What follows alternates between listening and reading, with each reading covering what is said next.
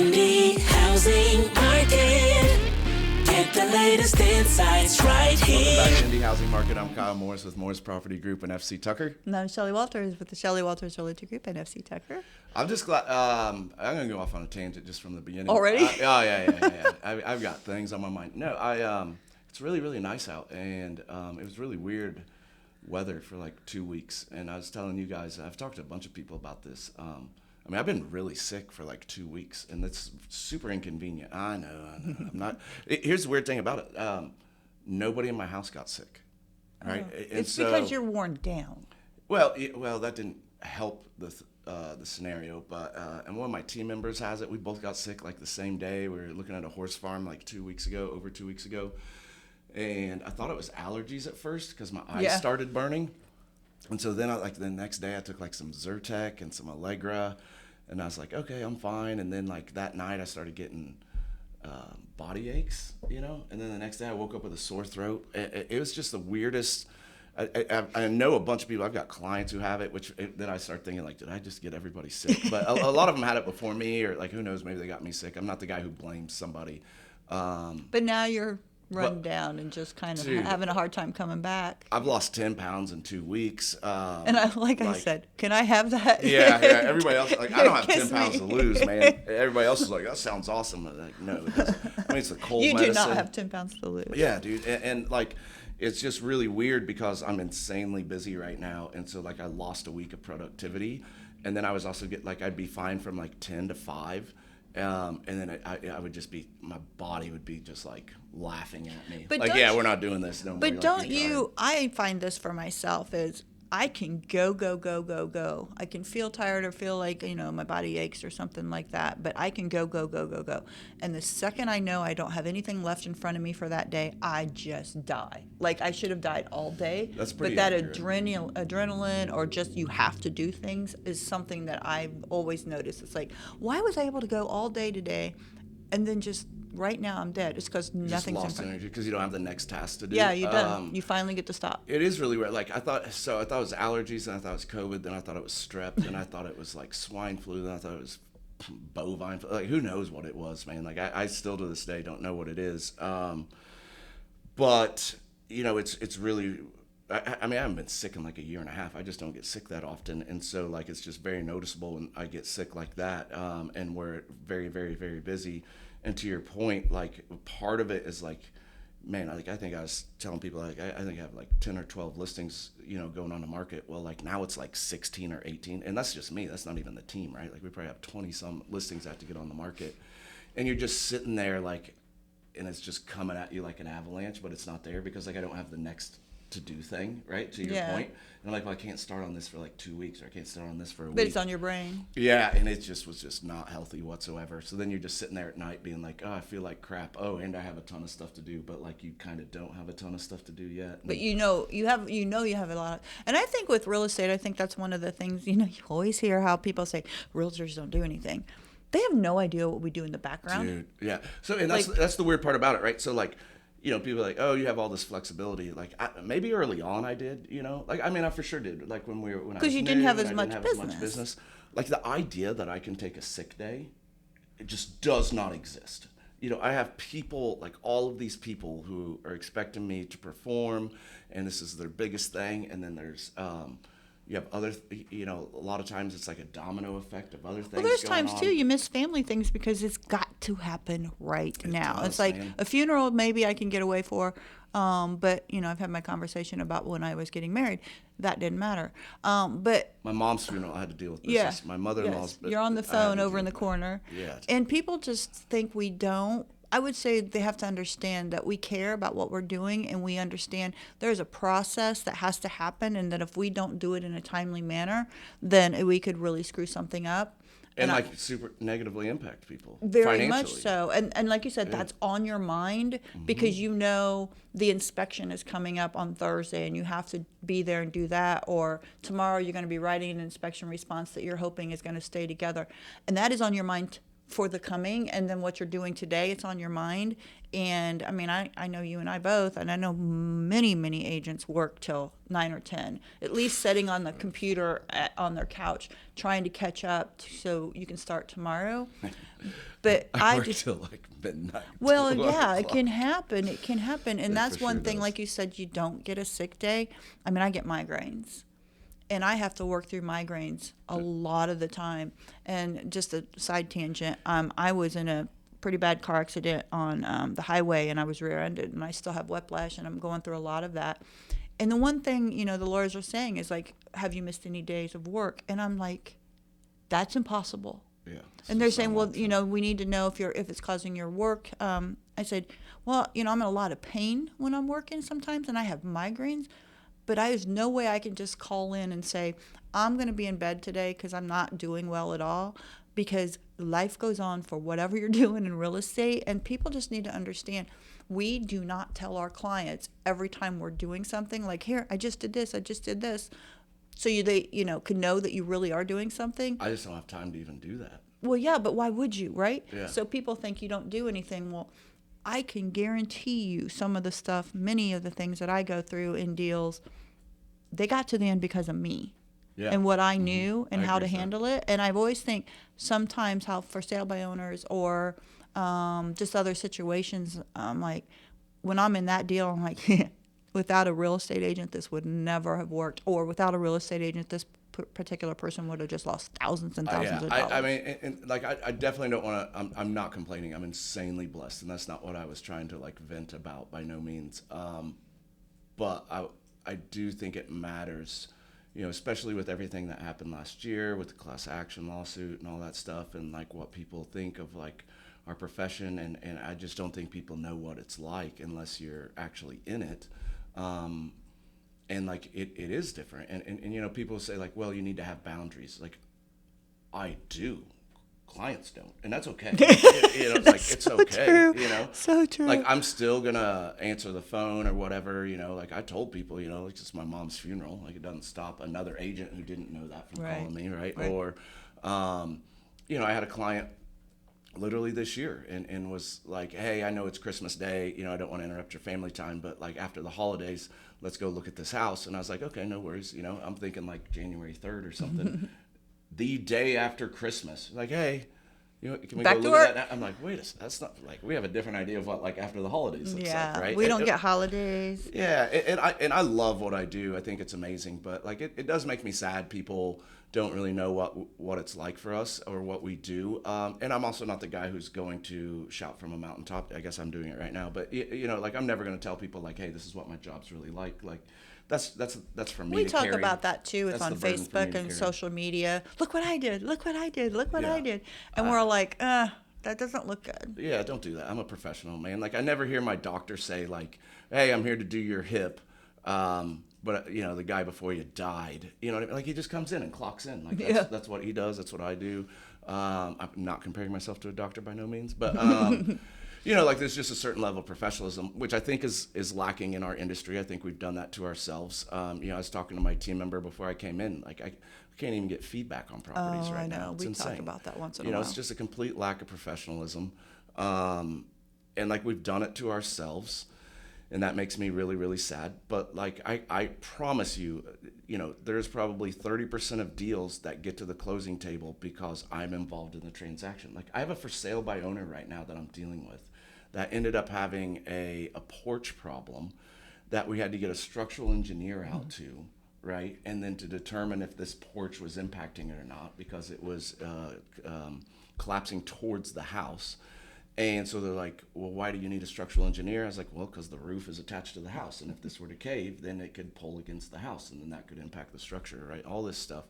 And there's no chance that this for sale by owner gentleman, who's lovely, he's a super intelligent man, would know how to handle that. Mm-hmm. I had to get quotes out there. I had to get it paid out of proceeds. We had to get it done. We had to get it re-inspected, all these other things.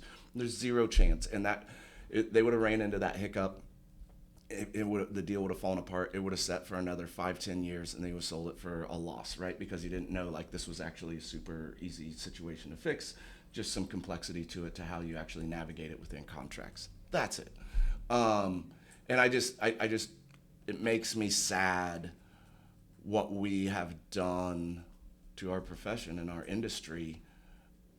And a majority of it's through our own fault. Well, like we talked about, the social media stuff is people already have many people, or whatever you want to say, the percentage of people out there think that we do not do anything, and so they're therefore not needed.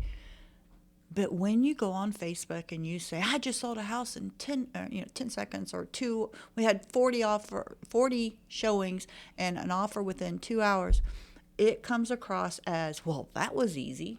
Yeah, that's exactly how it comes across. And it's done, this is from an outsider. And it's out there in front of a lot of people. It's social media. The agent does it to validate themselves, right? And to be like, look what I can accomplish. Well, first of all, I can't recreate that all the time. I don't care who you are. That is house dependent, that is market dependent, and that is buyer dependent, right? And it's time dependent. What happened, last week, next week, it's all different. Correct. And agents put it out there. I understand why they do, but what they don't think about is the consumer, because what that does is that scares consumers. Like, I'm not getting into that bidding war like that. I don't have an extra $125,000, right, or whatever it may be. When the reality is like, that's not necessarily what you're going to deal with, right? And like, if you have a good agent, you can easily find properties where you don't have to do that and all this other stuff. And it could be a totally different price point than what you're looking at, right? And there's just so much that goes into it.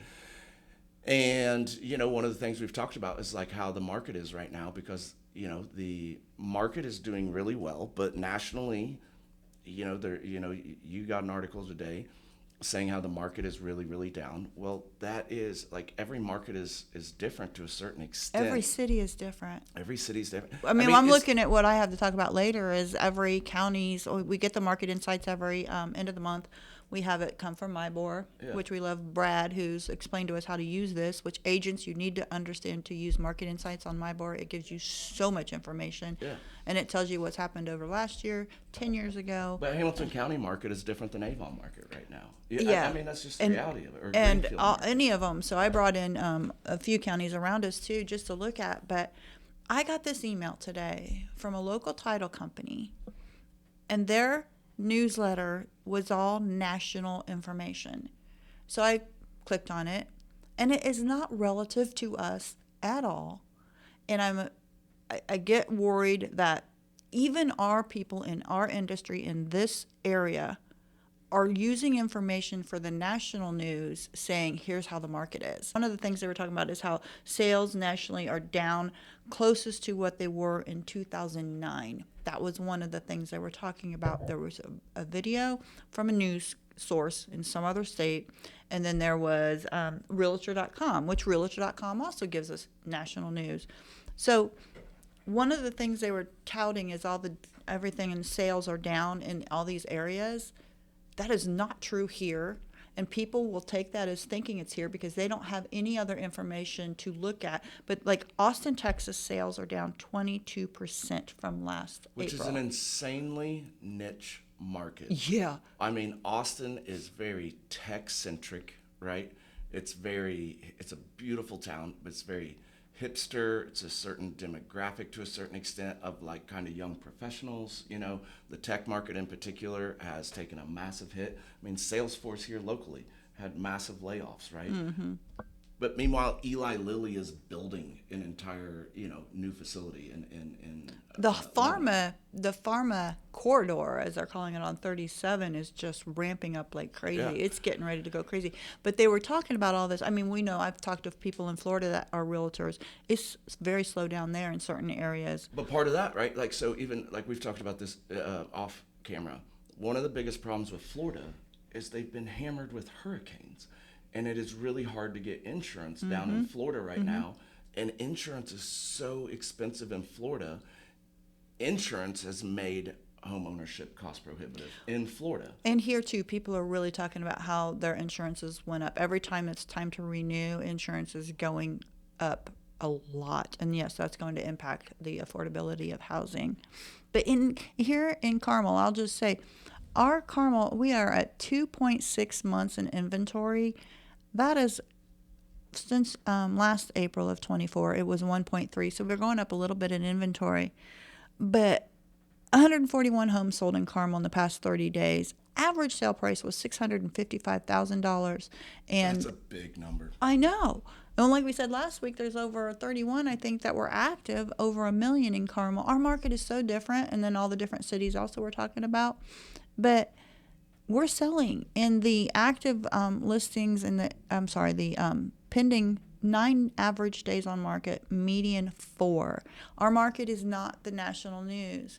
So like I said, I was just a little frustrated that that's the information that they're sending out to agents in this market who may not be looking into this information and seeing it, using only what a reputable title company sent to them, and goes out and tells their sellers or their buyers, oh my God, it's doom and gloom. It's getting bad out there. Yeah, and it's not the truth for here. Well, and I understand where it comes from, because there is a lot of uncertainty out there, right? And yeah, it just depends on which side of the political climate you look at, and like,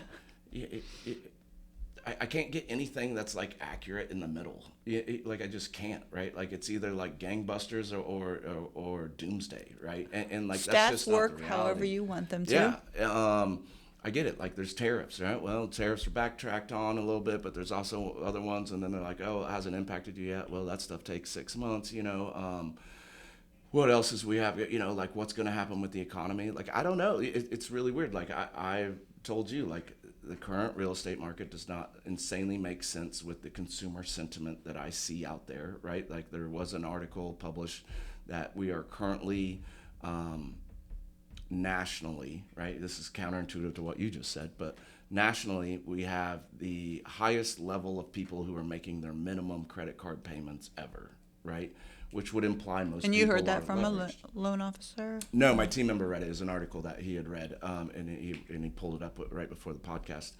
But we've been talking about that for like a year. Like our credit card spending is our biggest problem here. It's not necessarily, you know, I guess you could say that's cost of living and blah, blah, blah. Like, well, it has more to do with we have a spending problem here in the United States. Well, and it also started with COVID. That was their only means of getting things, buying things. Mm-hmm. And now that credit card's racked up, and now we are here still trying to pay it off. Interest rates for homes went up, so that's a problem. Credit card interest rates are like 29%. Oh, the the mailing I just got on mine was just like, what? It was 33% going on that credit card. I tore it up. I'm like, forget it. Even if I 1 month let that sit and didn't pay it all off, I'm not paying you 33%. Yeah, and I mean, I can't tell you what's going to happen with the economy. You know, I can make an argument for both ways. Like, you know, there's some silly stuff going on. There's some stuff that like maybe doesn't hit us. Like, I don't know, man. That's not what I'm here to do. By no means. And if I knew that stuff, I wouldn't be on here. I'd be buying Powerball tickets and investing in the stock market anyways, right? So I sell houses, and I can tell you what like I see out there that's going on with the housing market. Like we currently have a client right now who is scared to death that the housing market is going to crash, and I'm like, I don't have any evidence to suggest that whatsoever. Even if I did, it would take 6 to 9 months for it to even. This national information was alluding to where it's getting worse and worse and worse, and I'm just like, I don't see it. I'm sorry. I don't even know that I see it in those markets. But if you want to take individual markets that are doing so bad, I have a telecommunications degree from college. All that the news wants to do is emphasize the scary, the news that will make people listen and watch. Yeah, and so ratings. That's how you get ratings. Yeah, they're going to grab the most outlandish stat and put it out there and say, this is what's happening. But I do think it is tight out there for people, right? All the people I'm currently dealing with, they're moving for necessity, not because of want for the most part. Like maybe I have like 1 or 2, right? But most people, they're downsizing, they're upsizing, whatever it may be, right? They're relocating, yeah. Whatever. You know, it's the typical stuff, right? That every housing market deals with forever. The only time we didn't deal with that was during COVID, because interest rates were so low and people moved because they're like, why not? You know? Yeah, free money, buy a bigger house. Exactly, right? And so, like, when I look at it now, like, I do think it's tight, and I do know people and friends and clients and family members who are like, it's tighter than it want to be. Some of them are actually like just flat out struggling financially, right? And have nothing but compassion for that situation. But that's not everybody. I can't tell you if that's going to happen to everybody, but I can tell you, like, people who have to move. And I don't know, like, you know, I can't tell you, like, prices are going to come down or go up. I can tell you right now they're going up. Yeah. So, like, I'm it's weird, you know. I have low inventory, and I have demand. I mean, that's just kind of how an economy works, right? Supply and demand. And so, Well, I will say that what I am seeing, and all the stuff that I've been going through for the past month, is the multiple offers. People are tired of it. And I think the buyers are just like, I'll do 5 over and that's it. If I don't get it with 5 over, I don't care. And so I am seeing that huge frustration from buyers. And it's not because like we had in 21 and 2022, because there was just no inventory. I have heard more buyers say to me in the past month, there'll be another one. There'll be another one. And sellers, you need to be very, very careful by thinking that you are the only one out there, because that's not the truth anymore. And like I said, I'm seeing more and more back on markets. That's just happening.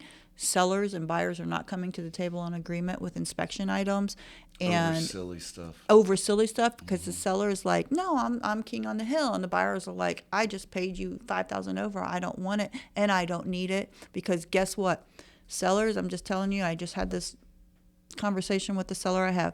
You have been dealing with this for 2 weeks, this inspection period, and I guarantee you they're still looking. And if the buyers are still looking during that inspection period, 21 and 2022, nothing else hit the market. They're going to stay in that house, and we're getting the calls now of people that said, I should never have bought this house. I just jumped on this house and I shouldn't have. But right now, during that 2-week period, guess what? They saw 5 or 6 more houses that worked just fine for them. And if you're going to tell them that you won't do the foundation work that needs to be done, or the roof that's caving in or leaking, they're going to go to another house because they saw them. The problem's still a problem. The problem, it's going to be there for the next buyer. Yeah. So there's that absolute, I have you by the... They may not ask for that thing, but they may ask for something else that the last person didn't ask for. Mold, for sure. I mean, all of these kind of things, it's like, no, you will have to fix this. And this is just so true. And we had that Greg Cooper on, and he did such a great TikTok video.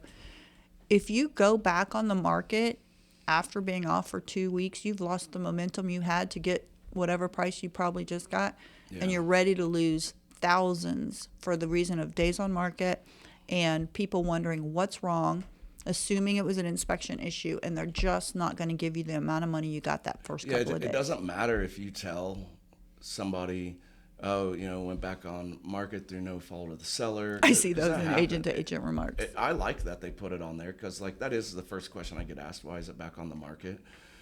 But there's not, I mean, almost all buyers are still like, yeah, but what really happened, right? And I mean, I've been successful buying a bunch of back on markets because there was nothing wrong with the house, but that comes down to the agents and, agents being able to navigate these things. I don't know. I mean, we got on this like huge sidetrack to get into this. I can't tell you necessarily if the housing market's going to crash or not crash. I can tell you there's no evidence to support it right now based on the stats I have. It would have to be a horrible issue. But I can tell you, I understand that the economy is tough. I can tell you that it is tight and tighter than usual, and it's impacting people. I don't know, I think naturally your first inclination is to be like, well, then that's going to negatively impact the housing market. I don't know, man. Like, I could also make an argument if it gets tight, people have so much equity in their houses because of the past 2 years, they could just sell their house, pull out $100K in equity, downsize, and they live comfortably and they're fine, So, like, that's actually good for the housing market. Like, that's bad for society and humanity as a whole. I understand that. But, like, I have to be a realist here with what I'm looking at. And people just have too much equity in their houses to just lose their house to foreclosure. Like, it's just not. No, exactly what I was saying. It has to be something very strange happen. COVID, the issue in 2008, those were major things nobody would have expected. Right now, we can't see it with what we're dealing with. But it does get back to the inspection period, is these buyers have finally come to the table, made an offer, looked at their finances, were very, very strong in looking at their finances and seeing what they can and can't do and where they'll be after they purchase this home with money left over to be in the bank for them, that they aren't going to sit through an inspection process and have that seller hand off to them another $10,000 worth of items wrong with that house because they just were very discerning on whether or not this house purchase is right for them, and they may be on the cusp of not wanting to buy this house because of many reasons. And if you won't fix things for them that are major, they're going to go. Dude, and this is kind of personal experience. The sellers that don't want to fix anything when they sell, when they buy, they want everything fixed. Or like I've got some sellers that have already So purchased, and I'm like, what are you doing? That like you just did this.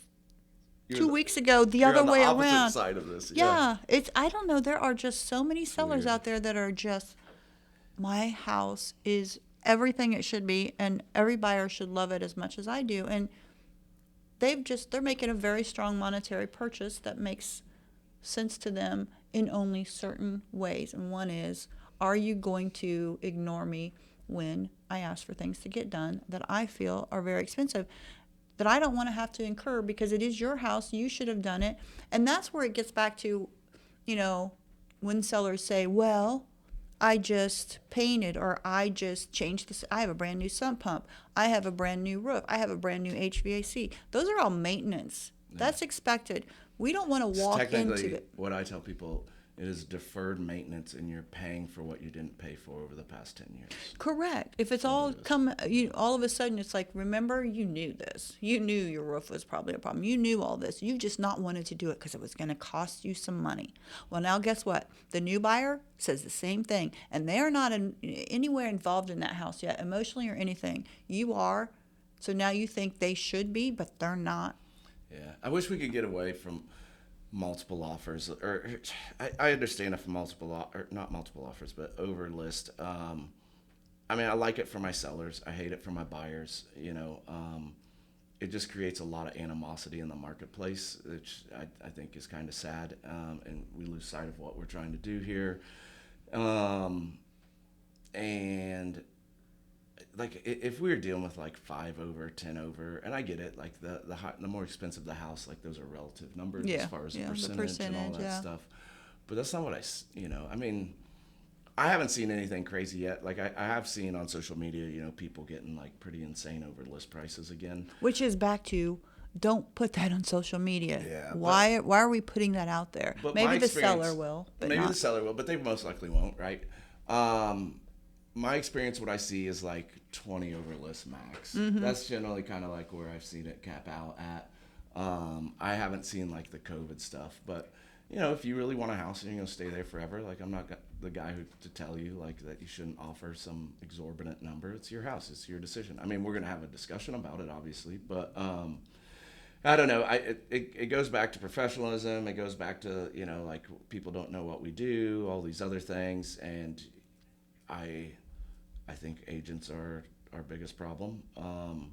I always kind of tell people I'm the anti-agent agent. I try to operate the way I would want my agent to operate, not the way social media or society says that an agent should operate, and like I don't think we pay enough attention to how people consume anymore. We pay attention to how somebody told us 10 years ago how to market. Mm-hmm. And I think we've made mistakes, and then they've become the norm, and I think we need to fix that. But I don't know. I'm just one guy. You're just one gal. We don't do any of that stuff. But I don't know. It's not like I can sit in front of every agent and explain to them like why this is a bad thing, right? I mean, and if you're out there struggling as an agent, which a lot are, I understand. And reach out and get help. Ask people. There's a lot of people that are willing to help and answer questions. Again, just this week it was new, and we presented an offer, and some things happened in regards to the negotiations back and forth, and I had to help him figure out how to fix the next contract so that it would go forth. And we got through it. I didn't just like say, too bad, figure it out. You're not my client. He's not my client. But you just need to reach out if you're an agent and don't understand. Have the willing. I mean, he had the willingness to call me and go, how should I write that? How should I word that? I'm not quite sure I understand that. And I'm not saying, I said back to him, I said, I'm not all the gods of how it should be written. I said, but I think this is how I normally write it. And he's like, cool, thank you. Yeah. But it's just something that. I've dealt with a lot of scenarios like that lately. Yeah. Yeah. I've gotten some pretty silly counters where where I'm like, I already covered that in the purchase agreement. You didn't need to rewrite that. Yeah. It's, I don't know. It is what it is. But I know we kind of went off on a tangent, but it's just really interesting. Like all the information I see out there, good, bad, ugly, and different. A lot of misinformation, a lot of information that is being taken as fact when it isn't. A lot of information that is not hyper-local. And I don't know how the average consumer would ever know the difference. I really don't. Well, they don't. Unless they're just talking to an agent who actually knows what the hell they're talking about. Right. And that comes down to, are they reaching out? But if you're watching the news, and I know even our local news it's all about doomsday because it gets ratings. And it also gets people out on social media going, did you hear this? And everybody's like, well, I know, I saw this, and I know. And nobody's like really in the business to say, no. I pop on sometimes and I go, well, this is really where it is. And here's the stats to show that. Because I just got to stop them. I'm like, that's not true. But here's why. Like, people are afraid to talk to us about it because they think I'm going to sell you. And we've done that to ourselves again, right? Like, I'm just the guy you call for information regarding houses and the market and what I see and all this other stuff. It's my profession. People are afraid they're going to call me and I'm going to be like, oh, it's a great market. You should sell your house right now. Yeah. Like, man, that is so case specific. And I would never, ever tell somebody they should or shouldn't do something like that. You know, we can walk through all the scenarios and then you make the determination. And I don't think most agents do that actually, but that's the perception is that, like, I don't know how many times I think about, okay, I was just on the phone for 45 minutes with somebody who has no intention to buy or sell, but I was willing to have that conversation with them and answer the question. Because actually, I kind of enjoy that. I kind of enjoy saying, well, this is really what I'm seeing. And they right off the bat say they're not interested. I'm like, that's okay. What's your question? And I have those conversations. But you reminded me of something we were talking about earlier. Some of the phone calls we get has nothing to do with real estate, and they ask for our help. And it's just you just had one. You said. I don't even remember which one. I deal with this chaos. You just said somebody who was reaching out to you. Something. Well, mine was. What was it? I want to know. Was it about the person with the phone call needing a phone number, just asking you for a phone number or something? Oh, that's my family, so that was a little bit okay. different. But yeah. They're like, hey, who owns this property? And that track down the phone number and the email, and I was like, all right, I can do all that. Yeah, so I got a phone call last week. I don't know if I've talked about this yet, but I got a phone call last week from a gentleman. He said he was in his late 80s and he has cancer and he was not going to make it very much longer. So he called me and I answered the phone and he goes right off the bat, he's like, I'm not buying or selling, but I think you can help me. And I'm like, okay. And he goes, I found you on the internet and I wanted to see if you could help me. I have a friend that I've lost touch with that lived in Carmel, and I just know I don't have a lot of time left, and I've lost count of him for 30 years, and I want to say goodbye. I'm like, okay, I'm a real estate agent, but I piped up and said I did want to be a private detective, so I love it. Give me the information. I was able to find that person in like 20 minutes. Yeah. And it's because of what I have access to, and I enjoy doing stuff like that.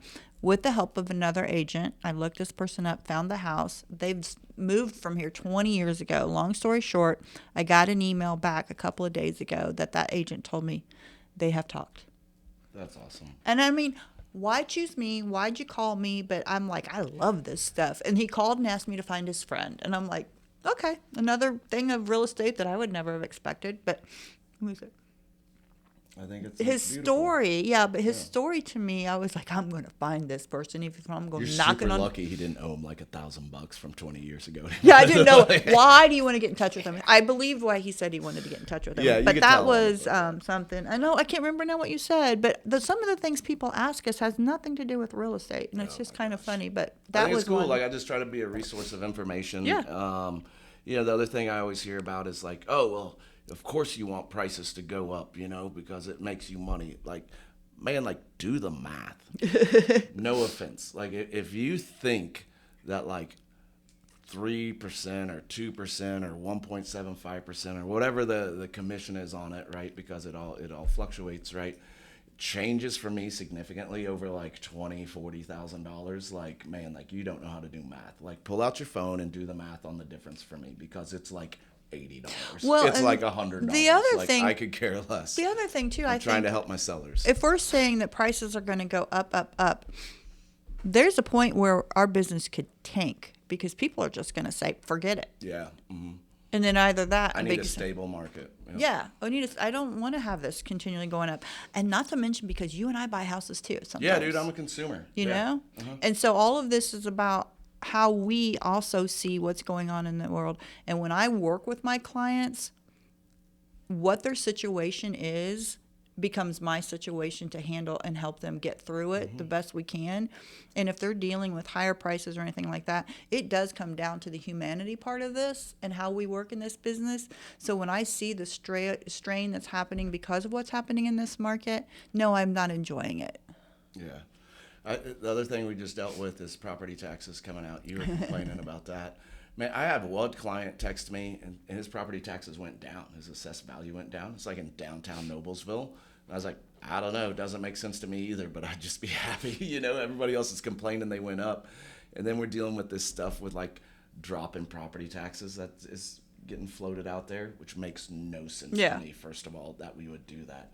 Literally makes no sense to me that we're going to drop property taxes. We have a good property tax situation. Property taxes pay for, like, infrastructure and things that we need. I get the only people I could make an argument for on property taxes, if you are on fixed income, you know, if you're retirement age or something like that, I think we should probably do something that limits the ability for that to that's go a up. whole, I think they're talking about that a little bit. But, like, for people like me and you, like, man, like, I'm here to pay my share, you know, like, I don't know, like, it's not that deep. But it is with, like you said, I think when seniors have lived in their house for 50 years and they bought it for $10,000 and, you know, it can't stay there. And they're getting like $2,000 a month in Social Security or $4,000 a month, you know, like, every dollar is accounted for, and now all of a sudden it goes up $100 a month. Like, that impacts people. Yeah. And that's the only thing I think, you know, if you truly believe in, like, trying to help other people, then it's like, who is most negatively impacted? Let's help them. But that's not what people think. It's like, oh, I just want to pay less. Dude, you're going to pay somewhere. They're going to up your sales tax. I know you do know this, but everybody, we are going to have somebody from the Hamilton County Auditor's Office to talk about all of this. And the reason is because my son called me and his taxes went way up. And he's like, is it because I got married? And I said, that doesn't make sense. He goes, I don't know. Nothing else has changed. And so he called them and dinged if that wasn't the reason. I dealt with a client. I've never heard of that. And I just got married. Mine fell off. Yep. I had no idea. When you file so I had a client 2 years ago in Westfield, maybe even 3 years ago. I don't even remember anymore. It's all a blur anymore. But they got married. They bought the house. They got married like a year later or something like that, 9 months later. We sold the house like a year after that. Right, and the people who bought it, they were like, "Hey, homestead tax exemption fell off. You should have told us." And we're like, "We didn't know." Yeah. Never heard of it. And all they did was they got married, and when the home and the wife did not own a property anywhere else. Had never owned a property. And because they got married, it triggered it, and the homestead exemption fell off. And because they just want to know, who'd you marry? Yeah. Does he have one somewhere else? Does she have one somewhere? I had no idea about that, so I would have been up shit creek when January came along and I started seeing my new taxes. But the other myth that I found out was wrong, that I swear we were taught, is that you don't lose your homestead exemption if you refinance. And I swear I was told that over and over and over again. And that is not true. But you said it might be a Hamilton County thing. We don't know. We're going to have somebody here to explain all of this, because that's a whole nother issue. The only place I've heard of the marriage one happening was Hamilton County, and I deal with a lot of people who get married and nobody else has ever said anything to me, but the one that I dealt with was Hamilton County. And so I don't know if that one in particular is Hamilton County or if it's statewide and just nobody has ever noticed or dealt with it or Yeah, I don't I know. would think I It's would going to have be heard about it interesting by because now, she's but- going to come and give us all kinds of other information because she was kind of lightly touching on some other things. And I'm like, would you come on the podcast? Because I know there's I want to agents talk to out her there. about property taxes Well, that's what she does. and what she actually thinks any drop in property taxes will benefit Yeah. anybody. I told her it would be easy on her because, they're dealing with so much right now. The taxes just came out and so many people get angry at this time of year and they make phone calls and that's not their, I wouldn't want to have anything to do with that job. Yeah, I mean, they're talking about getting rid of income tax. Like, that doesn't make sense to me, and I pay a crap ton in income tax, and, to me, like... Well, then sales tax goes up to like 20%. That's exactly, like, the money has to come from somewhere. Right. I mean, who's or the one you're that's going to be gonna paying lose it? Yeah. certain things. So just, I won't be buying as much. So there goes I think the economy would start to tank because people would stop buying it. Can you imagine going and buying a shirt for $15 and it's really $30 because of the tax or whatever? I mean, just something stupid like that. This is me. We're really going on a tangent. Yeah, We got to do our well, this is me doing a freaking indictment of like how we operate again. But everybody wants to bitch and moan about property taxes or income tax, but they don't have a problem going out and buying a new Telluride, right, or a Range Rover or a Camry with a $700 car payment, $800 car payment. What they're spending isn't the problem. It's what you're taking from me. That's the problem. That makes no sense to me. Like, you have I know so many people with like an $800 to $1,000 car payment. That is insane. That is absolutely insane. I have a client right now, their mortgage payment is $800. That's like there's car payments more expensive than that. Yeah. But that's not how we think, right? Sorry, I'm not trying to get political. I don't feel like I am being political. This does circle back to the housing market, and people are like wishing for a crash when it's like, I don't know, maybe if we were just more responsible, we wouldn't be as worried about some of these Nobody things. wants a crash, I tell you. Yeah. I've been through one. Yeah, I mean, it'll decimate families. It'll decimate society. Also, you can buy some. This is what I said years ago when we talked about this. You want the housing market to crash all because you can't afford something that you want. It's the reality of it. Right? Well, it'll hurt them in another avenue of their life. Yeah, but because then they'll get laid off and they can't afford it. It's a whole thing. Anyways, all right, I'll jump into the stats real quick. I know we kind of went off there like soapboxing, you know what I mean? But I don't know, we didn't really have a lot to talk about today. And so we're like, let's talk about what people's sentiment is of the housing market and the economy. So next week we'll talk religion. No, we're talking with Drake from Baggy. We are talking about Drake, To with Drake. Drake. We can't go into it, but there's a Yeah, whole we reason can't we're go having into it. Baggy on too. Cause You know what Drake I want to can ask answer. Drake? So it's Drake Bandy's coming on, and he's what, CEO or president of Baggy, but was the Builders Association of Greater Indianapolis. It's like the affiliate for all builders to kind of be together to have a forum, and for agents and consumers to have a forum with builders. But I want to ask him what he thinks of the Kendrick Lamar Drake beef, since his name's Drake. I think that's a very All valid right, well, we'll argument. get into that next week. Okay, stats. Sorry, stats. Squirrel. Anyways, all right. So in Fishers, I picked up a decent amount of inventory. I had 52 go on the market, anywhere from like 195K to 2.5 million. 33 are still active. 19 of them pended. 35 total pended. But I have 156 on the market, actively on the market. And 2 weeks ago, I had 139. See, average days on market for the ones that pended last week was 22 is the average days. 3 was the median, right, which is 0. And for everything that pended, of the full 35 that pended, I take that back. Everything that is currently pending, which is like 179 or something like that. Average days on market is 23, and the median is 5. And that's Of all pendings. of That's all pendings and crazy. Fishers, yeah, Well, I which is a was ton. thinking about this when I was doing mine too, man. If you're a buyer, do not wait till Saturday to go look at the house. They're not going to be there. If they Yeah. just hit the market, they're going to go quick. Not all of them, but probably most of them, if they're great houses. Yeah, I mean, I've got good houses that are sitting, which are kind of blowing my mind. Yeah. But it is what it is. In Noblesville, I had 32 go on the market, anywhere from 210 to 1.8. 20 of them are still active, 12 pended. 35 actually pended for the week, so I actually lost some inventory there, which makes sense. I only have 145 on the market. 2 weeks ago, I had 152. For everything that pended in the past week, average days on market was 16, and the median was 9. But for everything that was pending, I think, again, it was like 179 were actually pending in Noblesville itself. Average days on market was 29, and the median was 8. So the market's is it's still pretty quick. Things are selling. Inventory is increasing for the most part. So even though, like I say, like I have 145 now, which is down, but from like 3 weeks ago, it's actually up. And then June, I mean, we're about to get hit with a ton of inventory, in my opinion. I know I have a ton of inventory I'm about to put on the market. You just put 3 on the market, or putting 3 on the market this week, right? Which is a ton to put on the market in a week. June is going to be really, really intense, I feel like. I'm curious to see how the buyers react to the increase in inventory. So I don't know if average days on market will go up just because there's more inventory, or if more buyers will come off the sidelines because there's more inventory. I don't actually know. Yeah, now I which way couldn't that's answer gonna that go. one either. Yeah, that's a good question. We were always wondering. Yeah. So Carmel 49 hit the market, 27 of those pended, so almost half, and 34 total pended. But the average days on market for Carmel was 9, and the median was 4.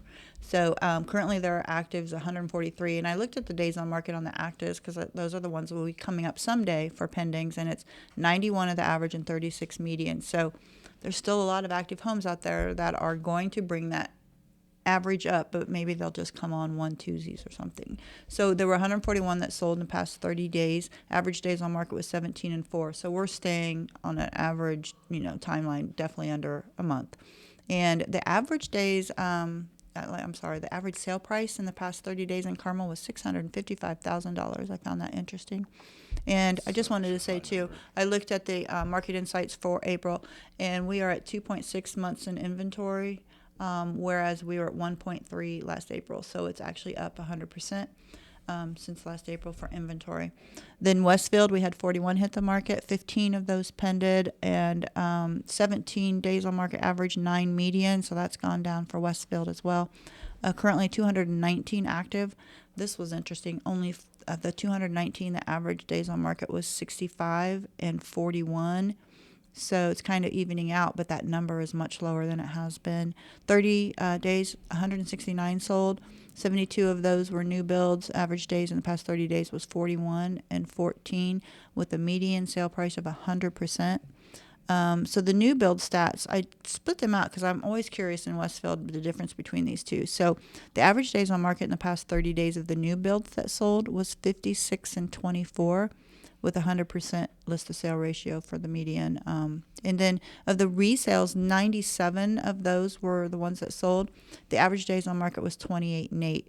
So that's what I've always thought in Westfield. These average days on market are high because of the new builds, because those sit for a while as they're getting built. So that's how those came out. And then the average, the month ratio, what is that? The listing? List to sell. No, I'm so sorry. Inventory for the month is 1.3, and in 4 of 24, it was 1.6, so it's down 20%. So the month on inventory has gone up, actually. Down, but up from last year by 20%, so it's getting faster in Westfield. I'm sorry, I just totally messed that one up. Zionsville 28 hit the market, 10 pended of those. Average days on market 20 and median 4. 72 are currently active, and their average days on market right now are 69. So we have some stale properties in Zionsville. And total of 30 days, 41 sold. Average days on market 37 and 4. And then their median sale ratio was 101%. So that was... Zionsville just doesn't have a lot of inventory, so when they do sell, it's very competitive and very quick, even though we do have 72 out there. It's kind of weird. We say it all the time. Depends on the house in Zionsville. Yeah. If Location. you're in the village or if you're kind of one of the luxury houses, like, you're going to perform really well. And I think probably anything in like just the mid-range might struggle a little bit more there, just because I think there is a perception of Zionsville and that it's expensive and competitive. And so I don't think people always think Zionsville when they think starter homes and stuff like that, even though they do exist there. They have a lot of houses that have come on the market in the past couple of weeks in the neighborhoods. Mm-hmm. And so they're all the same, I should say. Same price point, same. So there's a lot of competition within a certain process, properties of price point, neighborhood style, age group. They're all kind of the same. So I think those are be more high days on market. Village, forget it. You can't even drive over there fast enough. But the month supply in Boone County is up 73% from last April at 5 months. That's Boone County. Wow. So they're kind of we don't have time to do this real quick, but I'm going to put. But I'm going to do it anyways. No, I'm going to put this on my Facebook. I'll print all these out because I did Boone County. The median sale price in Boone County is up 11, almost 12% since last year. That's crazy. Which what people don't think about is that also includes a 3% reduction. It would be like, I would say 3 to 6% is what we saw houses drop October to January. Yeah. Right? And then for it to be at 11, well, this is, absorbed that and came back. Yeah. So then in Hendricks County, the average price is up almost 6%. Median price, is $370. In Boone County, it's $407. Median price in Hamilton County is $465. It's up 5%. Median price in Johnson County is up 5% at $320,000, and the median price in Marion County is up 4% at $260,000, and the median price in Brown County is down 6%. And I will just say very quickly, I saw on Sweetwater and Cordy, and I watched that, and I'm seeing it's slower than it has been in years, I think. It's just my opinion. But this shows down 6% on median sales price. So there's one county around us that is dropping. Johnson County surprises me a little bit at that price point just because Center Grove is so expensive. So Center Grove. That's where I have one like going Carmel. on the market, and his assessment he got was so much higher than what he paid for it in a couple of years ago. And I'm like, yeah, well, this would probably be one we would like to go to the assessor and challenge that. Mm-hmm. And then I went back and did my market analysis. Dead on. No. Couldn't believe the growth of that house. I'm going to put those on the actual indie housing market page, okay, not cool. the Shelly Walters page. Okay. Because it would make more sense to put it on the Facebook or podcast page. All kinds of these on things. the Kyle.morris page, but he does not have one. Yeah, I don't have a business page anymore. Yeah, I got hacked, so I don't have a business page. Well, just any of this stuff, you guys can reach out. Like we said, we like to help. Reach out to us if you have a question. Like, I'm thinking about selling. I live in Johnson County. Or like, what is going on there? What do you think? And I get calls from agents pretty regularly about what's going on in an area, how to price something. Oh, hey, I see that you've bought this, or that you're listing this, or whatever it may be, and they'd be like, where did you come up with the price? That's one thing. I'm I know getting we're getting that ready to a lot too. Yeah, I know we're getting ready to end, but going back to professionalism, hold up, this just because when agents call me and they have that kind of a conversation, it's a lot different. I'm like, okay, so they're trying to list a house or buy a house or whatever it may be, right? And they're trying to figure out how to price something, right?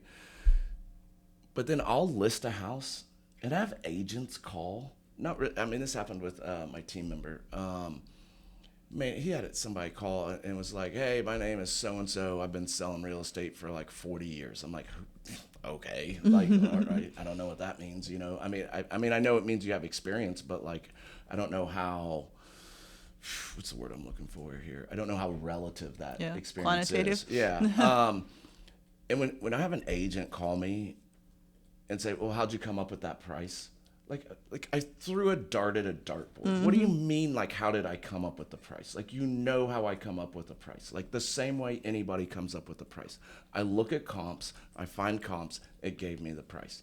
I don't care if you can't figure it out. I don't care if you didn't use the same comps I did. I just don't care. And it blows my mind that other agents would call another agent and question the price. If you have an opinion on price, send me an offer and we can discuss that. Right. Don't just call me and say, oh, well, how did you come up with that? I can't come up with that. How many houses do you comp? You know what I mean? I'm comping 20 or 30 now. You know what I mean? You may comp 5 houses, 10 houses. I don't even care if you've sold 1,000 houses. If you've sold 1,000 houses, then to not even make that phone call in the first place. Right? I get those as well. I can't but stand that. What's funny, not funny, I don't know what I would say, but when it sells at the price you had it on there, you can say, you know, I did my job the way I know I need to do the job, and asking us how you came up with it. I don't know why the question is important, because why? Are you going to make an offer? Like you said, just make your offer of what you think. Yeah. And let's see what the seller, he may change his mind, or I may be wrong. I don't know. I am definitely wrong all the time sometimes. The time sometimes. Yeah. But I just had, this is fun. I know now we're going back on a tangent. But That's fine. I have a house that's getting ready to go on the market in Carmel, and they did an appraisal for the bridge loan that they're doing. And they did the appraisal, and I had literally just done the market analysis that I'd been working on for 2 days. So yeah, we don't come up with these just out of whim. I spend a lot of time on this. Like I pull a number out of a hat. Yeah, Give me a break. I tell everybody I'm spending a good 4 or 5 hours, and I go back the next day just to make sure that when I went into that, my mindset's not the same or anything. I'm still there at that price. But I did an appraisal, and I did it, and to the dollar, I was on the appraisal amount. To the dollar. When they said, we got our appraisal back, it's exactly what you said. And I'm like, yes, I felt good. Yeah. It's not that I'm always right, but that made me feel really good. I felt like I do it the right way, whether or not I come up with the right answer. I mean, I've been wrong. I've missed the mark by like 10,000 or something like that. Probably 1% of the houses that I've sold. I mean, that's like 5 houses. You know, I mean, we've sold over 500 houses easily at this point, right? Like, I've maybe, and even then, you know, I mean, Jay was on here last week or whatever. Even an appraiser, it is his opinion of value. And they come back sometimes like way off. Like, we all know you're way off. Yeah, and then you say, hey, you're off, and they're like, oh yeah, you're right, and they'll correct it. You know what I mean? Like, because they don't always have accurate. Well, that's the whole thing we could talk about too. Is agents, if you have the listing, provide information as well, and also if you do see that it's wrong, rebut it. Don't just go, oh, okay. Yeah. Do your work. It's not over yet. Yeah. But anyway. Yeah. So. Well, all right. So next week we'll have Drake on. I think that'll be a really good conversation. We have some really good guests coming up here in the next. We have an weeks. HOA lawyer coming on too. You all can finally hear some of the stuff she said at a meeting I was at was mind-boggling. So I asked her to come on. So we'll talk about we have some good people coming on. The Dandelion Police. Anyways, I'm Kyle Morris with Morris Property Group and FC Tucker. My number is 317-649-5122. And I'm Shelly Walters with the Shelly Walters Realtor Group and FC Tucker. My phone number is 317-201-2601. Bye. I'll see you next week. And remember, we have Drake from Baggy.